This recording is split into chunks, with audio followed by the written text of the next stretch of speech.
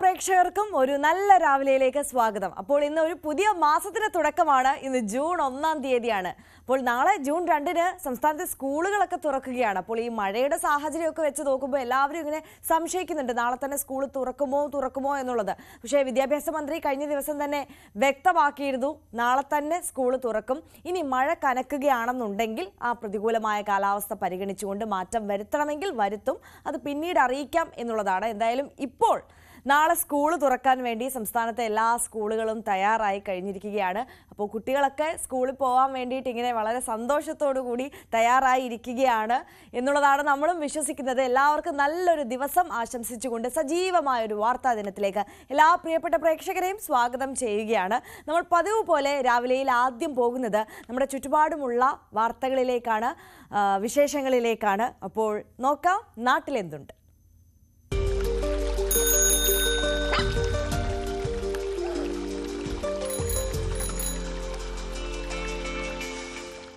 ഒരു നന്മയുള്ള വാർത്തയോടുകൂടി നമുക്ക് ഇന്നത്തെ ദിവസം വളരെ പോസിറ്റീവായിട്ട് തന്നെ അങ്ങ് തുടങ്ങാം. നാട്ടിൽ മീൻ വിറ്റാൽ ഒരു സാധാരണ കച്ചവടക്കാരന് അത്ര വലിയ ലാഭമൊന്നും കിട്ടണമെന്നില്ല, അത് നമുക്കറിയാവുന്ന കാര്യമാണ്. ഒരു കുടുംബത്തിൻ്റെ ചെലവുകൾ നടന്നു പോകും, അത്ര തന്നെ. അങ്ങനെയുള്ള വരുമാനത്തിൽ നിന്ന് ഒരു പങ്ക് മിച്ചം പിടിച്ച് 500ഓളം വിദ്യാർത്ഥികൾക്ക് എല്ലാ വർഷവും മുടങ്ങാതെ പഠനോപകരണങ്ങൾ എത്തിക്കുന്ന ഒരാളുണ്ട് കോഴിക്കോട് കൂമ്പാറയിൽ. അരീക്കോട് സ്വദേശിയായ മുജീബ്. കണ്ടുവരാം മുജീബിനെ കുറിച്ച്.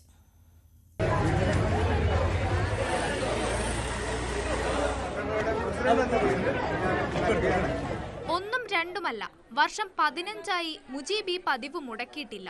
കോഴിക്കോട്ടെ മലയോര ഗ്രാമമായ കൂമ്പാറയിലെ 500ഓളം വിദ്യാർത്ഥികളെ തേടി എല്ലാ അധ്യയന വർഷാരംഭത്തിലും മുജീബ് എത്തും. പഠനോപകരണങ്ങൾ നൽകും. കൂമ്പാറക്കാർക്ക് അപരിചിതനല്ല. 39 വർഷമായി കൂമ്പാറയിൽ മുജീബ് മീൻ കച്ചവടം നടത്തുന്നു. ഓരോ ദിവസവും വരുമാനത്തിൽ നിന്ന് ഒരു പങ്ക് മാറ്റിവെച്ച് സ്വരൂപിക്കുന്ന തുക കൊണ്ടാണ് പഠനോപകരണങ്ങൾ വാങ്ങുക. നിരവധി സാധാരണ കുടുംബങ്ങളിലെ കുട്ടികൾക്ക് വലിയ സഹായമാണിത്. ഇങ്ങനെ കൊടുക്കാൻ തുടങ്ങിയിട്ട് ഇപ്പോൾ ഒരു 15ാമത്തെ വർഷമാണ് കൊടുത്തുകൊണ്ടിരിക്കുന്നത്. ഞങ്ങൾ തുടർന്ന് പോകാനാണ് ആഗ്രഹം. അതുമാതിരി 30 വർഷമായി ഇവിടെ കച്ചവടമായിട്ട് കൂമ്പാറ അങ്ങാടിയിൽ സ്ഥിരം കച്ചവടമായിട്ട് പോകുന്നുണ്ട്. വലിയ കുഴപ്പമില്ല. ഇവിടുത്തെ സഹകരണം കൊണ്ടാണ് നമ്മൾ ഇവിടെ പിടിച്ചു നിന്നത്. അതിന് നമുക്ക് കിട്ടുന്നതിൽ ഒരു വീതം കുട്ടികൾക്ക് മാറ്റി വെച്ചിട്ടുകൊണ്ടാണ് ഈ പരിപാടി ഇങ്ങനെ മുന്നോട്ട് കൊണ്ടുപോകുന്നത്. എല്ലാ വർഷവും ഇങ്ങനെ 15 വർഷമായി ഇപ്പോൾ തുടർന്നുകൊണ്ടിരിക്കുന്നു. ഏതാണ്ട് 1.5 മുതൽ 2 ലക്ഷം രൂപ വരെ ഇതിനായി മുജീബ് ചെലവഴിക്കും. മധ്യവേനൽ അവധി തുടങ്ങുമ്പോൾ തന്നെ ആർക്കെല്ലാമാണ് പുസ്തകവും പേനയും ഒക്കെ നൽകുക എന്ന കാര്യം ടോക്കൺ നൽകി അറിയിക്കുന്നതാണ് മുജീബിന്റെ രീതി. സ്കൂൾ തുറക്കും മുൻപ് തന്നെ എല്ലാ കുട്ടികൾക്കും പഠനോപകരണങ്ങൾ എത്തിക്കും. കൂമ്പാറയിലെ ഫാത്തിമ ബി സ്കൂളിൽ എല്ലാ വിഷയത്തിനും A+ കിട്ടിയ കുട്ടികൾക്ക് വർഷാവർഷം സ്വന്തം ചെലവിൽ ഉപഹാരവും നൽകാറുണ്ട് മുജീബ്. മുജീബിന്റെ മാതൃകാ പ്രവർത്തനത്തിന് നാട്ടുകാരുടെയും അധ്യാപകരുടെയും വ്യാപാരികളുടെയും പൂർണ്ണ പിന്തുണയും ലഭിക്കുന്നുണ്ട്. വരും കാലവും തന്റെ പ്രവൃത്തി തുടരണമെന്നാണ് മുജീബിന്റെ ആഗ്രഹം. ന്യൂസ് 18 കോഴിക്കോട്. എപ്പോഴും ഇങ്ങനെ ഇല്ലായ്മകളിൽ വിഷമിച്ചിരിക്കുന്നവർക്കൊരു നല്ല മാതൃകയാണ് മുജീബ്. ഒരു മീൻ കച്ചവടക്കാരനാണ്, സാധാരണക്കാരനായ മനുഷ്യനാണ്. സ്വന്തം കുടുംബം നോക്കണം, അതോടൊപ്പം എത്രയോ കുട്ടികൾക്ക് സന്തോഷമാകുന്ന കാര്യം കൂടിയാണ് എല്ലാ വർഷവും അദ്ദേഹം ആ ചെറിയ വരുമാനത്തിൽ നിന്ന് ഉണ്ടാക്കുന്നത്, അതിനുവേണ്ടി ശ്രമിക്കുന്നത് അല്ലേ. പുതിയ അധ്യയന വർഷത്തിലേക്ക് പുതിയ വാതായനങ്ങൾ തുറന്ന് ഓങ്ങല്ലൂർ ഗ്രാമപഞ്ചായത്ത് ജ്യോതി സമഗ്ര വിദ്യാഭ്യാസ പദ്ധതി. പഠനത്തിന് പുറമെ കുട്ടികളുടെ സർഗശേഷി വർദ്ധിപ്പിക്കുക എന്ന ലക്ഷ്യത്തോടെ ആരംഭിച്ച പദ്ധതി വിദ്യാലയങ്ങൾക്ക് ഏറെ ഗുണകരമായെന്നാണ് വിലയിരുത്തൽ. ഓങ്ങല്ലൂർ ഗ്രാമപഞ്ചായത്തിന് അഭിമാന പദ്ധതി കൂടിയാണ് ജ്യോതിസ്. വിദ്യാലയങ്ങളുടെ വികസനം ലക്ഷ്യമിട്ടുകൊണ്ടാണ് ഓങ്ങല്ലൂർ ഗ്രാമപഞ്ചായത്തിന്റെ നേതൃത്വത്തിൽ സമഗ്ര വിദ്യാഭ്യാസ പദ്ധതിയായ ജ്യോതിസിന് തുടക്കമിട്ടത്. 2015 ആരംഭിച്ച പദ്ധതി 10ാം വർഷത്തിലേക്ക് കടക്കുമ്പോൾ പഠനത്തിനുപരി കുട്ടികളുടെ സർഗശേഷി വളർത്തിയെടുക്കാൻ ഉപകരിച്ചുവെന്നാണ് അധ്യാപകർ പറയുന്നത്. വായനോത്സവം, നവോത്ഥാന സംഗമം, ഇംഗ്ലീഷ് ഫെസ്റ്റ്, കായിക പരിശീലനം, ഫുട്ബോൾ ടൂർണമെന്റ് തുടങ്ങിയ മേഖലകളിൽ പദ്ധതികൾ നടത്തിവരുന്നുണ്ട്. ഓരോ വർഷവും ജ്യോതിസ് കുറച്ച് നമുക്ക് എന്തെങ്കിലും പ്രവർത്തനം തരും. അതിൻ്റെ ചുക്കാൻ പിടിച്ചുകൊണ്ട് നമ്മൾ തന്നെ കൂടുതൽ പ്രവർത്തനം, ഒപ്പം നാട്ടുകാരും. കാരണം ജ്യോതിസിൻ്റെ ഓരോ പദ്ധതിക്കും നാട്ടുകാരെ കൂടി സ്കൂളിലേക്ക് കൂടുതൽ അടുപ്പിക്കാനും കൂടി അതൊരു ശ്രമം നൽകിയിട്ടുണ്ട്. ചെറുപ്പത്തിൽ തന്നെ കലാപരമായ കഴിവ് പ്രകടിപ്പിക്കാൻ പദ്ധതിയിലൂടെ കഴിയുന്നുണ്ടെന്ന് അംഗനവാടി ടീച്ചർമാരും പറയുന്നു. ഓങ്ങല്ലൂർ പഞ്ചായത്ത് അനുവദിച്ച 2 ലക്ഷം രൂപ കൊണ്ടായിരുന്നു പദ്ധതിക്ക് തുടക്കമിട്ടത്. ഇപ്പോൾ വിദ്യാലയങ്ങളിൽ നടത്തുന്ന 13 ഇനം പരിപാടികൾക്ക് 10 ലക്ഷം രൂപയാണ് ഗ്രാമപഞ്ചായത്ത് അനുവദിച്ചിരിക്കുന്നത്. അവർക്ക് ആദ്യമായി അവരുടെ കലാപരമായ കാര്യങ്ങൾ അവതരിപ്പിക്കാനുള്ള ഒരു വേദി കിട്ടുക എന്നുള്ളത് ഈ സർഗോത്സവം പരിപാടിയിലാണ്. അതുകൊണ്ട് തന്നെ ഏറ്റവും മികച്ച ഒരു പരിപാടിയാണ് ഈ ഓങ്ങല്ലൂർ പഞ്ചായത്തിൻ്റെ ജ്യോതി സമഗ്ര വിദ്യാഭ്യാസ പരിപാടി. സ്കൂളിൽ കുട്ടികളുടെ മാത്രമല്ല രക്ഷിതാക്കളുടെയും അധ്യാപകരുടെയും അവർ ഉന്നമനത്തിന് വേണ്ടി അല്ലെങ്കിൽ അവരുടെ ഒരു പ്രോഗ്രസ്സിന് വേണ്ടി നമുക്ക് ഈ പ്രവർത്തനത്തിന് സാധിക്കുന്നുണ്ട്, ഈ പദ്ധതിക്ക് സാധിക്കുന്നുണ്ട്. വിദ്യാഭ്യാസപരമായ ഉയർച്ചയും കലാകായിക ഉന്നമനവുമാണ് പദ്ധതി കൊണ്ട് ഉദ്ദേശിക്കുന്നത്. അധ്യാപകരുടെയും രക്ഷിതാക്കളുടെയും കൂട്ടായ്മയിലാണ് പദ്ധതി ഏറെ മുന്നോട്ടു പോകുന്നത്.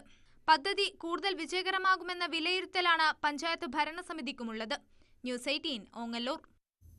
ഫസ്റ്റ് ബെല്ലിന് മുമ്പ് സുരക്ഷ ഉറപ്പാക്കി മോട്ടോർ വാഹന വകുപ്പ്.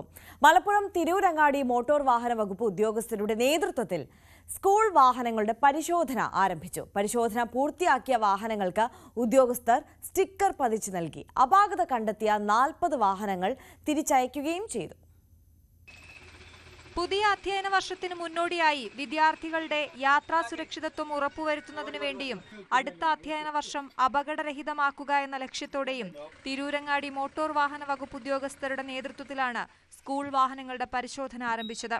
വാഹനത്തിന്റെ രേഖകൾ tyre, wiper, headlight, roof, brake light, door, brake, body, window shutter, വാഹനത്തിന്റെ GPS, യന്ത്രഭാഗങ്ങളുടെയും വേഗപ്പൂട്ടിന്റെയും പ്രവർത്തനം, അഗ്നിരക്ഷാ സംവിധാനം, പ്രഥമ ശുശ്രൂഷ കിറ്റ്, ഇൻഡിക്കേറ്റർ എന്നിവയാണ് പ്രധാനമായും പരിശോധിക്കുന്നത്. ഓരോ സ്കൂൾ വാഹനങ്ങളും ഉദ്യോഗസ്ഥർ തന്നെ ഓടിച്ചു നോക്കി ക്ഷമത ഉറപ്പുവരുത്തി. ഈ 2 ദിവസങ്ങളിലായിട്ട് 210 വാഹനങ്ങളാണ് പരിശോധനയ്ക്ക് ഹാജരാക്കിയത്. അതിൽ 170 വാഹനങ്ങൾ ടെസ്റ്റിൽ പാസ്സായി, 40 വാഹനങ്ങൾ വിവിധ മെക്കാനിക്കൽ തകരാറുകൾ കാരണം തിരിച്ചയക്കുകയുണ്ടായിട്ടുണ്ട്. അപ്പോൾ ആ 40 വാഹനങ്ങളും ക്രമക്കേടുകൾ പരിഹരിച്ച് വീണ്ടും ഹാജരാക്കാൻ ആവശ്യപ്പെട്ടിട്ടുണ്ട്. അത് ഹാജരാക്കുന്ന മുറയ്ക്ക് അത്തരം ആ വാഹനങ്ങളെയും പരിശോധിച്ച് സർട്ടിഫിക്കറ്റ് നൽകുന്നതാണ്. 210 സ്കൂൾ വാഹനമാണ് പരിശോധനയ്ക്കെത്തിയത്. പരിശോധന പൂർത്തിയാക്കിയ വാഹനങ്ങൾക്ക് ഉദ്യോഗസ്ഥർ സ്റ്റിക്കർ പതിച്ചു നൽകി. അപാകത കണ്ടെത്തിയ 40 വാഹനങ്ങൾ തിരിച്ചയച്ചു. അറ്റകുറ്റപ്പണികൾക്ക് ശേഷം വീണ്ടും പരിശോധനയ്ക്ക് ഹാജരാക്കാൻ നിർദ്ദേശം നൽകി.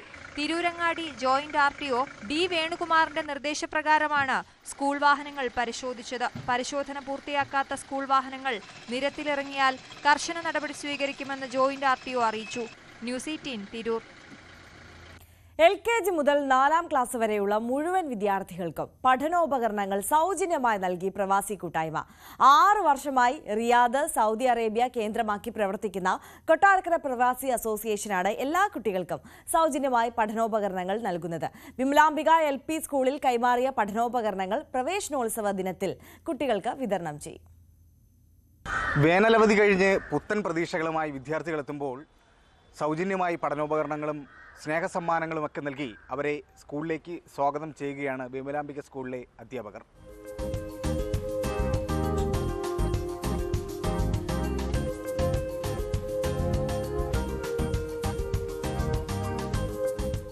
കൂട്ടായ്മയുടെ ചെയർമാനായ അലക്സ് കൊട്ടാരക്കര നമ്മളോടൊപ്പം ചേരുകയാണ്. നമുക്ക് ചോദിച്ചറിയാം, ഇങ്ങനൊരു തീരുമാനം ഞങ്ങളുടെ പ്രവാസി അസോസിയേഷൻ ഒരു റിക്വസ്റ്റ് വിമലാംബിക സ്കൂളിൽ നിന്ന് ലഭിക്കുകയും അതനുസരിച്ച് ഞങ്ങളുടെ കമ്മിറ്റി ഒന്നടങ്കം ഏറ്റെടുത്തതിൻ്റെ ഭാഗമായിട്ട് ഇതൊരു പിള്ളേർക്ക് ഒരു പഠനോപകരണം വിതരണം ചെയ്യുന്നത് എല്ലാ അംഗങ്ങളും ഏകദേശം 130ഓളം പേരടങ്ങുന്ന ഒരു റിയാദിൽ പ്രവർത്തിക്കുന്ന കൊട്ടാരക്കര താലൂക്കിനും പരിസരത്തുള്ള റിയാദിൽ ജോലി ചെയ്യുന്ന ആൾക്കാരുള്ള ഒരു കൂട്ടായ്മയാണ്. അതിൽ എല്ലാവരും ഒരേ മനസ്സോടുകൂടി യോജിച്ചതിൻ്റെ ഭാഗമായിട്ടാണ് ഞങ്ങൾക്ക് ഇന്ന് ഇങ്ങനൊരു വലിയൊരു സംരംഭം ചെയ്യാനായിട്ട് സാധിച്ചിരിക്കുന്നത്. ഒരു പൂ ചോദിച്ചപ്പോൾ ഒരു പൂമരം കുലുക്കിയിട്ട് തന്നതുപോലെയാണ് ഞങ്ങൾക്ക് തോന്നുന്നത്. ഇപ്പോൾ പ്രവേശനോത്സവം എങ്ങനെ കളറാക്കാം എന്നതിനെപ്പറ്റി ആലോചിച്ചപ്പോൾ ചുമ്മാ ഒരു മെസ്സേജ് അയച്ചതാണ് കൊട്ടാരക്കര റിയാദ് പ്രവാസി അസോസിയേഷൻ ചെയർമാൻ ശ്രീ അലക്സ് കൊട്ടാരക്കരയ്ക്ക്. അദ്ദേഹം തന്ന ആ ഒരു റെസ്പോൺസ് വളരെ എന്നെ അതിശയിപ്പിച്ചു. ഞങ്ങൾ ഏതെങ്കിലും ഒരു 1-2 ഐറ്റം തരുമെന്ന് വിചാരിച്ചു. 7 ഐറ്റം, അതായത് ബാഗ്, കുട, water bottle, pencil, book, crayon, പിന്നെ ഷൂസ് ഉൾപ്പെടെ ഞങ്ങൾക്ക് തരാമെന്ന് ഏറ്റു. അത് ചരിത്രത്തിൽ ആദ്യമായിട്ടുള്ളൊരു സംഭവമാണ്. അത് ഞങ്ങൾ വളരെ സന്തോഷത്തോടെ കാണുന്നു. ഞങ്ങളുടെ കുട്ടികളെല്ലാം അനുഗ്രഹിക്കപ്പെട്ടവരാണ്. അപ്പോൾ ഈ പ്രവാസി അസോസിയേഷനിലെ എല്ലാ അംഗങ്ങൾക്കും ഞങ്ങളുടെ ഹൃദയത്തിൽ നിന്നുള്ള നന്ദി അറിയിക്കുന്നു. വിമലാംബിക LPSലെ 210 വിദ്യാർത്ഥികൾക്കാണ് പഠനോപകരണ വിതരണം നടത്തുന്നത്. അതിനുള്ള തയ്യാറെടുപ്പിലാണ്. സാധനങ്ങളൊക്കെ പാക്ക് ചെയ്തുകൊണ്ടിരിക്കുകയാണ്. ടീച്ചറെ, എന്തൊക്കെയാണ് ഇതിലുള്ളത്? നല്ല മനോഹരമായ ഒരു ബാഗ്, 5 വലിയ നോട്ട്ബുക്കുകൾ, ഒരു ജോഡി ഷൂസ്, ഒരു കുട, ഒരു കുപ്പി, ഒരു വാട്ടർ ബോട്ടിൽ, ഒരു പൗച്ച്, 10 പെൻസിൽ അടങ്ങുന്ന ഒരു പാക്കറ്റ്, ഒരു ക്രയോൺ എന്നിവയാണ് ഒരു കിറ്റിലുള്ളത്. എല്ലാം കൂടെ ഒരു ബാഗിൽ വെച്ച് ഒരു കുട്ടിക്ക് കൊടുക്കും. പ്രവേശനോത്സവ ദിവസം തന്നെ വിദ്യാർത്ഥികൾക്ക് വിതരണം ചെയ്യാനാണ് സ്കൂൾ അധികൃതർ ലക്ഷ്യമിടുന്നത്. സുനീഷ്, ന്യൂസ് 18 കൊട്ടാരക്കര. മുഴുവൻ കുട്ടികൾക്കും ഇത് ലഭിക്കുന്നു എന്നുള്ളതാണ് അതിലും ഏറെ സന്തോഷം നൽകുന്ന ഒരു കാര്യം. എന്തായാലും ഇതുപോലെ നന്മ പറ്റാത്ത ഒരുപാട് ആളുകൾ നമുക്ക് ചുറ്റുമുണ്ട്. ഒരുപാട് വ്യക്തികൾ സ്വന്തം നിലയിലും സംഘടനകളും എല്ലാം ഈ സ്കൂൾ തുറക്കുന്നതുമായി ബന്ധപ്പെട്ട് ഒരുപാട് സ്ഥലങ്ങളിൽ ഇത്തരത്തിൽ പഠനോപകരണങ്ങൾ വിതരണം ചെയ്യുന്ന വാർത്തകളും കാഴ്ചകളും ഒക്കെ നമ്മൾ കാണുന്നുണ്ട്. അതിലൊന്നാണ് കൊട്ടാരക്കരയിൽ നിന്ന് നമ്മളിപ്പോൾ കണ്ടത്. ഇപ്പോൾ നേരത്തെ നമ്മൾ ഈ സ്കൂൾ ബസ്സിന് ഫിറ്റ്നസ് സർട്ടിഫിക്കറ്റ് അത്യാവശ്യമാണ്, ആ സ്റ്റിക്കർ അത്യാവശ്യമാണ് എന്നതിനെക്കുറിച്ചൊക്കെ നമ്മൾ സംസാരിച്ചു. കഴിഞ്ഞ വർഷവുമൊക്കെ അതുമായി ബന്ധപ്പെട്ട ചർച്ചകളൊക്കെ നടന്നതാണ്. അത്തരത്തിൽ തന്നെയായിരുന്നു നടപടികളൊക്കെ മുന്നോട്ട് പോയതും. അപ്പോൾ ഇത്തവണ സ്കൂൾ ബസ്സുകൾക്ക് മാത്രമല്ല, സ്കൂൾ കെട്ടിടങ്ങൾക്കും ഫിറ്റ്നസ് സർട്ടിഫിക്കറ്റ് വേണം എന്നുള്ളത് വിദ്യാഭ്യാസ മന്ത്രി തന്നെ പറഞ്ഞതാണ്. പക്ഷേ എറണാകുളം നെല്ലിക്കുഴി സർക്കാർ പഴയ ഹൈസ്കൂൾ കെട്ടിടങ്ങൾ അപകട ഭീഷണിയിലാണ്. പുതിയ സ്കൂൾ കെട്ടിടമാകട്ടെ അസൗകര്യങ്ങളുടെ നടുവിലാണ് പ്രവർത്തിക്കുന്നത്. സ്കൂൾ തുറക്കാനിരിക്കെയാണ് അധികൃതരുടെ അനാസ്ഥ. നെല്ലിക്കുഴി സ്കൂളിൽ കോടികൾ ചിലവഴിച്ച് നിർമ്മിച്ച പുതിയ കോൺക്രീറ്റ് കെട്ടിടത്തിൽ അടിസ്ഥാന സൗകര്യമില്ലാത്തതാണ് രക്ഷിതാക്കളെയും കുട്ടികളെയും ആശങ്കയിലാക്കുന്നത്. പതിറ്റാണ്ടുകൾക്ക് മുൻപ് നിർമ്മിച്ച പഴയ കെട്ടിടം നിലനിർത്തിക്കൊണ്ടാണ് സമീപത്തെ പുതിയ കെട്ടിടം പണിത് അവിടെ ഹൈസ്കൂൾ പ്രവർത്തനം തുടങ്ങിയത്. കെട്ടിട നിർമ്മാണം അശാസ്ത്രീയമാണെന്നാണ് പരാതി. അപകടഘട്ടത്തിൽ കുട്ടികളെ വേഗത്തിൽ പുറത്തിറക്കാൻ സാധിക്കില്ല. 3 നിലകളിലായി നിർമ്മിച്ച കെട്ടിടത്തിന് ഒരു പ്രവേശന കവാടം മാത്രമാണുള്ളത്. മുറ്റം തീരെയില്ല. ബാത്റൂം ശോചനീയാവസ്ഥയിലാണ്. പുതിയ കെട്ടിടത്തിലേക്ക് നല്ല വഴി പോലുമില്ല. ഇവിടെ യാതൊരു അടിസ്ഥാന സൗകര്യങ്ങളും ഒരുക്കാതെ ഈ സ്കൂളിന്റെ വളരെ തകർച്ചയുടെ വക്കിലാണ്. ഇവിടെ ഈ പഴയ കെട്ടിടങ്ങളെല്ലാം പൊട്ടിപ്പൊളിഞ്ഞ് അപകടാവസ്ഥയിൽ ഇവിടെ നിൽക്കുന്നു. അവിടെ താഴെ കോടിക്കണക്കിന് രൂപ മുടക്കി പണിത കെട്ടിട സമുച്ചയങ്ങൾ അടിസ്ഥാന സൗകര്യങ്ങൾ ഒരുക്കാതെ കെട്ടിടം നിർമ്മിച്ച് അതിൻ്റെ അകത്തേക്കുള്ള വാഹന സൗകര്യങ്ങൾ ഒരുക്കാതെ അവിടെ ബാത്റൂം നിർമ്മിച്ചിരിക്കുന്നത് തന്നെ ആ കെട്ടിടം നിർമ്മാണത്തിന് ശേഷം സ്കൂൾ പ്രവർത്തിച്ചു തുടങ്ങിയപ്പോൾ ഇവിടെ ആക്ഷേപം വന്നതിന് ശേഷം മാത്രം ഈ പഴയ കെട്ടിടത്തിന്റെ ബാത്റൂം ഉപയോഗിച്ചുകൊണ്ടിരുന്നതിന് ശേഷം പിന്നെ 20 ലക്ഷം രൂപ വീണ്ടും അഡീഷണൽ ഫണ്ട് ഉപയോഗിച്ച് അവിടെ ഒരു കഞ്ഞിപ്പുരയും ബാത്റൂമും പണിതിട്ടിരുന്നു. സ്കൂൾ ഗ്രൗണ്ട് കാട് കയറി ഇഴജന്തുക്കളുടെ താവളമായി. പഴയ ഓടിട്ട കെട്ടിടങ്ങൾ പൊട്ടിപ്പൊളിഞ്ഞ് അപകടാവസ്ഥയിലാണ്. സാമൂഹ്യ വിരുദ്ധ ശല്യം കൂടി. നെല്ലിക്കുഴി സ്കൂളിന്റെ പുതിയ കെട്ടിടത്തിൽ അടിസ്ഥാന സൗകര്യങ്ങൾ ഒരുക്കണമെന്നും സമീപത്തെ അപകടാവസ്ഥയിലുള്ള കെട്ടിടങ്ങൾ പൊളിച്ചു നീക്കി കുട്ടികൾക്ക് കളിസ്ഥലം ഒരുക്കണമെന്നും ആവശ്യമുയരുന്നുണ്ട്. ന്യൂസ് 18 കോതമംഗലം. റോഡ് വികസനത്തിന് വേണ്ടിയുള്ള അശാസ്ത്രീയമായ മണ്ണെടുപ്പ് മൂലം ദുരിതത്തിലാണ് കാസർഗോഡ് ചെറുപനത്തടിയിലെ കുടുംബങ്ങൾ. എൻഡോസൾഫാൻ ദുരിതബാധിത കുടുംബങ്ങൾ അടക്കം കഴിയുന്ന മേഖലയിലാണ് ഈ ആശങ്ക. അന്തർ സംസ്ഥാന പാതയായ ഇതുവഴിയുള്ള വാഹനയാത്രയും അപകട ഭീഷണിയിലാണ്.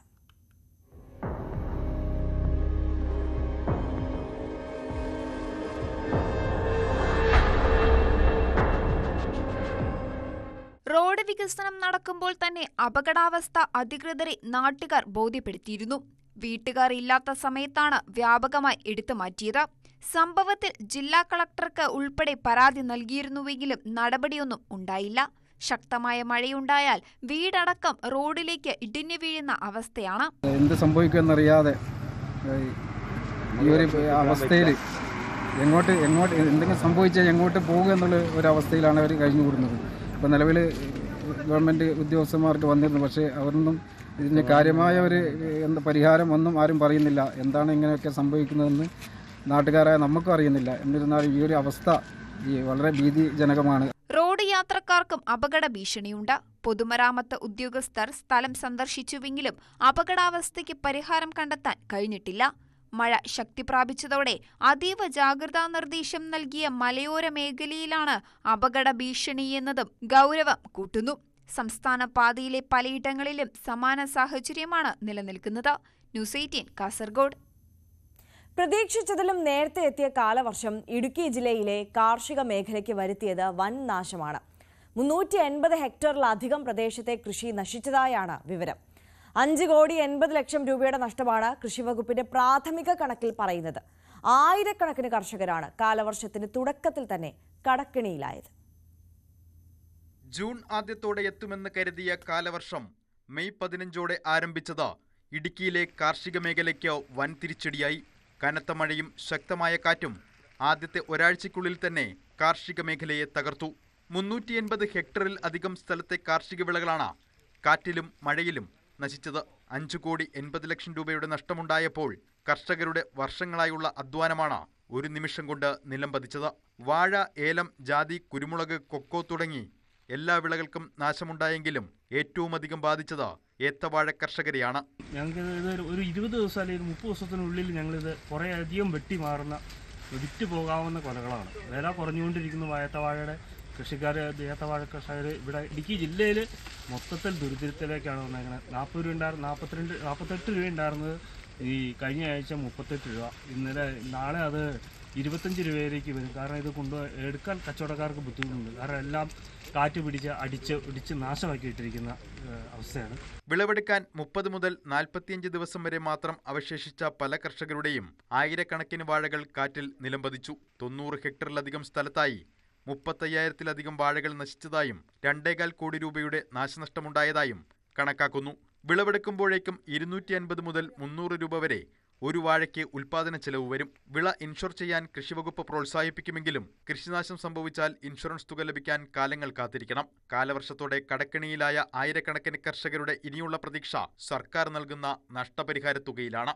ന്യൂസ് 18 ഇടുക്കി. മഴക്കാലമായതോടെ ഇടുക്കി ദേവികുളം മേഖലകളിൽ വൈദ്യുതി തടസ്സവും പതിവായിരിക്കുകയാണ്. പല ദിവസങ്ങളിലും മുഴുവൻ സമയവും വൈദ്യുതി മുടങ്ങുന്നതോടെ ഓഫീസുകളുടെയും ആശുപത്രികളുടെയും പ്രവർത്തനം അടക്കം താളം തെറ്റുകയാണ്. സ്ഥിരമായി മരം വീണ് വൈദ്യുതി പോസ്റ്റുകൾ ഒടിയുന്നത് KSEBയ്ക്കും തലവേദനയാവുകയാണ്. അടിക്കടിയുള്ള വൈദ്യുതി തടസ്സം ഏറ്റവുമധികം ബാധിക്കുന്നത് താലൂക്ക് ആസ്ഥാനമായ ദേവികുളത്താണ്. വിദൂര സ്ഥലങ്ങളിൽ നിന്നും ആളുകൾ വിവിധ ആവശ്യങ്ങൾക്കായി താലൂക്ക്, വില്ലേജ്, ട്രഷറി, RTO ഓഫീസുകളിലേക്ക് എത്തുമ്പോൾ വൈദ്യുതിയില്ലാത്തതുമൂലം ഓൺലൈനായി ലഭിക്കേണ്ട സേവനങ്ങൾ കിട്ടാതാകും. ആളുകൾ വെറും കൈയോടെ മടങ്ങേണ്ട അവസ്ഥ. കൂടാതെ സർക്കാർ ആശുപത്രിയിലെ പ്രവർത്തനവും അവതാളത്തിലാകും. കാലവർഷം ആരംഭിച്ചതോടുകൂടി ദേവികുളത്തെ സർക്കാർ ഓഫീസുകളും ആശുപത്രിയിലെ പ്രവർത്തനങ്ങൾ ഉൾപ്പെടെ സ്തംഭനാവസ്ഥയിലാകുന്ന സാഹചര്യമാണുള്ളത്. കാരണം ഫയൽ സംവിധാനങ്ങളായതുകൊണ്ട് ദേവികുളത്ത് കറണ്ട് പോയി കഴിഞ്ഞാൽ ദൂര സ്ഥലങ്ങളിൽ നിന്നും വരുന്ന ആളുകൾക്ക് തങ്ങളുടെ കാര്യങ്ങൾ നടക്കാതാവുകയും കഴിഞ്ഞ 5 ദിവസമായി ഇവിടുത്തെ സർക്കാർ ഓഫീസുകൾ സ്തംഭിച്ചു നിൽക്കുന്ന സാഹചര്യമാണുള്ളത്.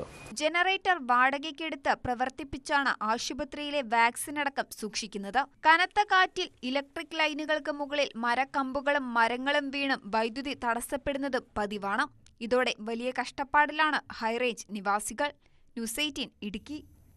ഒരുപക്ഷെ ഇത്തവണ നമുക്കറിയാം, കനത്ത മഴയേക്കാൾ കൂടുതൽ നാശം വിതച്ചത് ശക്തമായ കാറ്റായിരുന്നു. എല്ലാ മേഖലകളിലും സംസ്ഥാനത്തൊട്ടുക്ക് എല്ലാ ജില്ലകൾ പരിശോധിച്ചാലും ഇത്തരത്തിൽ മഴക്കെടുതി രൂക്ഷമാക്കിയത് ശക്തമായ കാറ്റാണ്. എത്രയോ മരങ്ങൾ ഒടിഞ്ഞു വീണ് ഈ വൈദ്യുതി പോസ്റ്റുകൾ തകർന്നത് മാത്രമല്ല, ഒരുപാട് വീടുകൾക്ക് ഭാഗികമായി തകരുന്ന അവസ്ഥയുണ്ടായി, പൂർണ്ണമായി തകരുന്ന അവസ്ഥയുണ്ടായി.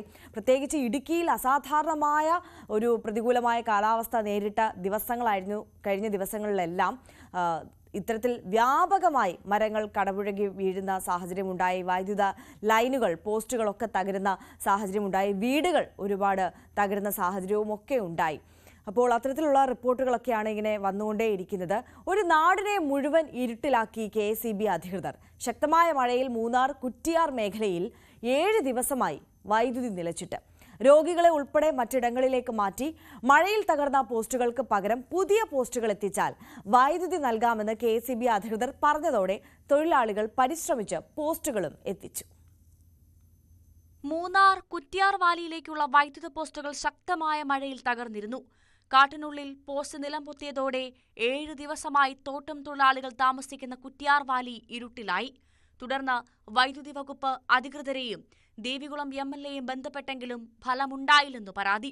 മഴ മാറാതെ പോസ്റ്റുകൾ പുനഃസ്ഥാപിക്കാൻ കഴിയില്ലെന്ന് KSEBയും പറഞ്ഞു. വൈദ്യുതി എത്താതെ വന്നതോടെ രോഗികളെ മറ്റിടങ്ങളിലേക്ക് കൊണ്ടുപോയി. എസ്റ്റേറ്റിൽ നിന്നും വിരമിച്ച തൊഴിലാളികൾ താമസിക്കുന്ന മേഖലയിൽ അസുഖബാധിതരായ 100 കണക്കിന് പേരാണുള്ളത്. പോസ്റ്റുകൾ കൊണ്ടുവരാൻ സഹായിച്ചാൽ വൈദ്യുതി എത്തിക്കാമെന്ന് പറഞ്ഞതോടെയാണ് നാടൊന്നിച്ച് ലക്ഷ്യസ്ഥാനത്തെത്തിച്ചത്. മഴക്കാലത്തിന് മുന്നോടിയായി KCB സ്വീകരിക്കേണ്ട നടപടികൾ കൃത്യമായി ചെയ്യാതെ വന്നതോടെയാണ് മൂന്നാറും സമീപ പ്രദേശങ്ങളും ദിവസങ്ങളോളം ഇരുട്ടിലാകാൻ കാരണമെന്നും ആരോപണമുണ്ട്. ന്യൂസ് 18 മൂന്നാർ. വസ്ത്രങ്ങളും രേഖകളും ഉൾപ്പെടെ അകത്താക്കി സ്വകാര്യ ബാങ്ക് ജപ്തി ചെയ്ത വീട് MLA എത്തി തുറന്നു നൽകി. കരുനാഗപ്പള്ളി MLA CR മഹേഷാണ് വീട് തുറന്ന് വസ്തുക്കൾ വീട്ടുകാർക്ക് കൈമാറിയത്. കൊല്ലം അഴീക്കലിൽ മെയ് 12-നായിരുന്നു പനമൂട്ടിൽ എന്ന വീട്ടിൽ ബാധ്യതയെ തുടർന്ന് ജപ്തി ചെയ്തത്. കുട്ടികളുടെ സർട്ടിഫിക്കറ്റുകളും വസ്ത്രവും എടുത്തു നൽകിയതിനു ശേഷം MLA വീട് പൂട്ടുകയും ചെയ്തു. കൊല്ലം അഴീക്കൽ സ്വദേശികളായ അനുമോനും ഭാര്യയും 3 കുട്ടികളുമടങ്ങുന്ന കുടുംബം താമസിച്ചിരുന്ന വീടാണ് ജപ്തി ചെയ്തത്. ഇളയ കുട്ടിക്ക് 9 മാസം മാത്രമാണ് പ്രായം. ഈ മാസം 12-നാണ് ചോളമണ്ഡലം ഫിനാൻസ് കമ്പനി വീട് ജപ്തി ചെയ്തത്. സർട്ടിഫിക്കറ്റും വസ്ത്രങ്ങളുമെങ്കിലും എടുക്കാൻ അവസരം നൽകണമെന്ന് പറഞ്ഞിട്ടും ജീവനക്കാർ അതിനനുവദിച്ചില്ലെന്നാണ് കുടുംബത്തിന്റെ പരാതി. ഇവരുടെ ദുരിതം മനസ്സിലാക്കിയ CR മഹേഷ് MLA വീട് തുറന്ന് സാധനങ്ങൾ എടുത്തു നൽകുകയായിരുന്നു.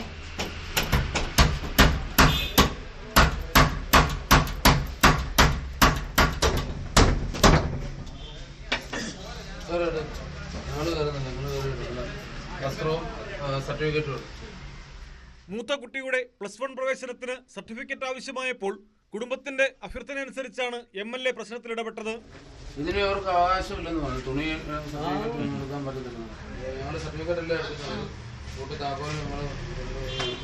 പക്ഷേ ഇത് ഒരു കൊള്ളയാ, ഒരു പട്ടാപ്പകൽ ആലപ്പാട് പോലെ ഒരു തീരപ്രദേശത്ത് വന്ന് നടത്തിയ പൂച്ചക്കുഞ്ഞിനെ പിടിച്ചെറിയുന്നത് പോലെ ഒരു കൈക്കുഞ്ഞ് ഉൾപ്പെടെ 2 കുഞ്ഞുങ്ങളെ ഇവരെയും പിടിച്ചിറക്കിയത്. അപ്പോൾ ഞങ്ങൾ 5-6 ദിവസം മെമ്പർമാരെല്ലാം ഉണ്ട്. ഞങ്ങൾ വന്നത് തുറന്ന് ഇവർക്ക് അത്യാവശ്യം വേണ്ട തുണിത്തരങ്ങൾ, ഒരു അടിവസ്ത്രം ഉൾപ്പെടെ ഇതിനകത്ത്. പക്ഷേ എന്നാലും ഞങ്ങളെ കൊണ്ട് ഒക്കുന്ന രീതിയിൽ സഹായിക്കും. ഇപ്പോൾ കുഞ്ഞുങ്ങൾക്ക് അത്യാവശ്യം ബുക്കും പുസ്തകവും സ്കൂളിൽ പോകാനുള്ള തുണികളും കാര്യങ്ങളും ഒക്കെ ആയിട്ടുണ്ട്. ബാക്കി കാര്യങ്ങൾ ബാങ്കും കോടതിയും മുഖാന്തരവുമായി.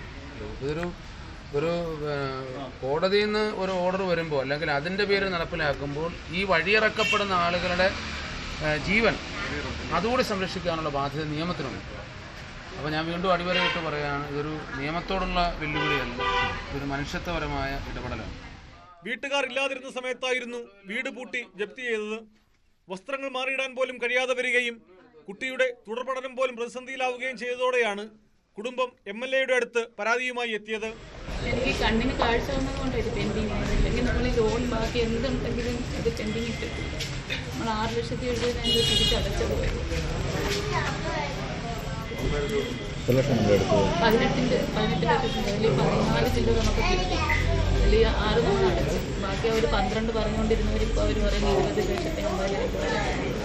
വീട് ജപ്തിയായി കഴിഞ്ഞ് ആരും ഹെൽപ്പ് ചെയ്യാനില്ലായിരുന്നു. അങ്ങനെ ഇപ്പോൾ വീഡിയോ ഒക്കെ ചെയ്ത് എല്ലാവരും പറഞ്ഞ് CWCക്കാരൊക്കെ അറിഞ്ഞ്, ഇപ്പോൾ MLA സാർ അറിഞ്ഞ്, MP സാറൊക്കെ പറഞ്ഞ് കൂടെ നിൽക്കാമെന്നൊക്കെ പറഞ്ഞു.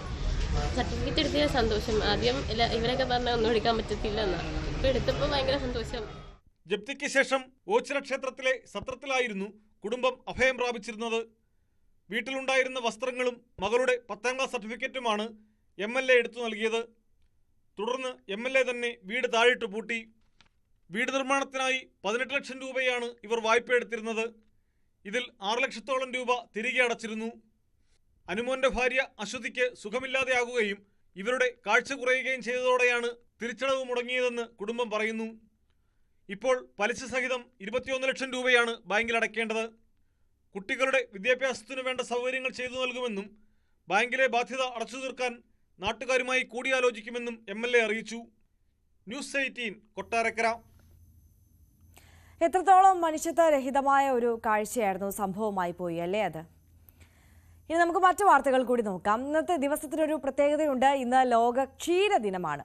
പാലുൽപാദനത്തിൽ സ്വയം പര്യാപ്തതയിലേക്കുള്ള യാത്രയിലാണ് കേരളം. പക്ഷേ വില തകർച്ച മുതൽ അവഗണന വരെ കേരളത്തിലെ ക്ഷീര കർഷകർ നേരിടുന്നത് സമാനതകളില്ലാത്ത പ്രതിസന്ധിയാണ്. അതിൽ പ്രതിഷേധിച്ച് കരിദിനം ആചരിക്കുകയാണ് കേരളത്തിലെ ക്ഷീര കർഷകർ ഇന്ന്.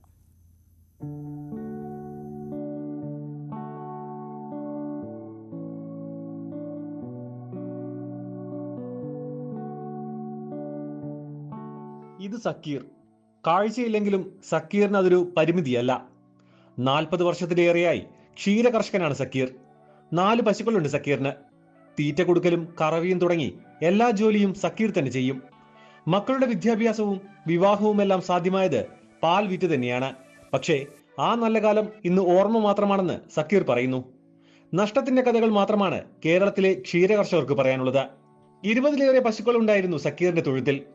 4 ചുരുങ്ങിയത് തന്നെ ക്ഷീരമേഖല നേരിടുന്ന പ്രതിസന്ധിയുടെ ആഴം വ്യക്തമാക്കുന്നു. പാലിന് ഒരു 10 രൂപ കൂട്ടുമായിരുന്നു. പക്ഷേ 10 രൂപ ഒരു പാലിന് വില കൂട്ടുമെങ്കിൽ ഉടനെ തീറ്റക്കാർ 100 രൂപ തീറ്റയ്ക്ക് കൂട്ടും. അതല്ല, അതൊരു ബാലൻസ് ചെയ്ത് ഇപ്പം തന്നെ മിൽമേൽ തീറ്റ സാധാരണ പൊതുവേദിയിലുള്ള മറ്റേ കേരള ഫീസ്, KS അങ്ങനെ മറ്റുള്ള തീറ്റക്കാളെക്കാളും വില കൂടുതലാണ്. പക്ഷേ പാലിന് വില മിൽമ കൂട്ടും ഉടനെ തീറ്റയ്ക്ക് എല്ലാ കമ്പനികളും വില കൂട്ടിയിരിക്കും. ആദ്യം കൂട്ടുന്നത് മിൽമയായിരിക്കും. അപ്പം അത് തീറ്റ വില കൂട്ടരുത്. തീറ്റ വില കൂട്ടുക, പാലിന് വില കൂട്ടിയ കർഷകൻ ലാഭമുണ്ട്. അല്ലെങ്കിൽ ഈ ക്ഷീര കർഷകൻ ഇന്നിപ്പോൾ യുവാക്കളിൽ ഒരു യുവ കർഷകൻ പോലും ഇന്നുണ്ടായിരുന്നില്ല. പുതിയതായിട്ട് ഒരു ക്ഷീര കർഷകൻ പോലും ഉണ്ടാകുന്നില്ല. പഴയ കിളവന്മാരും പഴയ ആൾക്കാരല്ലാതെ പുതിയതായിട്ട് ആരും പശു വളർത്തുന്നില്ല. എന്നുവെച്ചാൽ നെല്ല് കൃഷി ഇല്ലാത്തതുപോലെ പശു കൃഷി കേരളത്തിൽ അവസാനിപ്പിക്കും. ഇതൊരു സക്കീറിന്റെ മാത്രം കഥയല്ല. കേരളത്തിലെ ആയിരക്കണക്കിന് ക്ഷീരകർഷകരുടെ പ്രതിനിധിയാണ് സക്കീർ. ഇനിയെങ്കിലും അധികാരികൾ കണ്ണു തുറക്കണം. ഇല്ലെങ്കിൽ ശേഷിക്കുന്ന ക്ഷീരകർഷകരും ഈ മേഖല ഉപേക്ഷിക്കും. പാലിനു വേണ്ടി പൂർണ്ണമായും മറ്റ് സംസ്ഥാനങ്ങളെ ആശ്രയിക്കേണ്ട ഗതികേട് കേരളത്തിനുണ്ടാകും.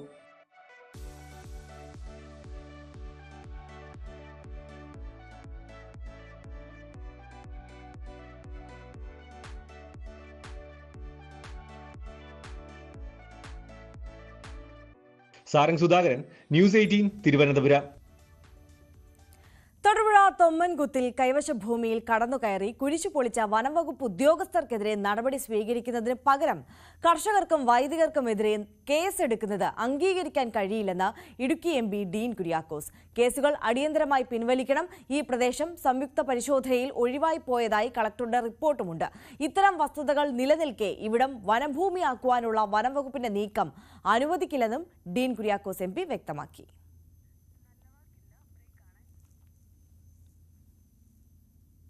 ഇനി നമ്മളൊരു ചെറിയ ഇടവേളയിലേക്ക് പോവുകയാണ്. ഇടവേളയ്ക്ക് ശേഷം ഈ ദിവസത്തെ ഏറ്റവും പ്രധാനപ്പെട്ട വാർത്തകളുമായി വേഗം മടങ്ങി വരാം.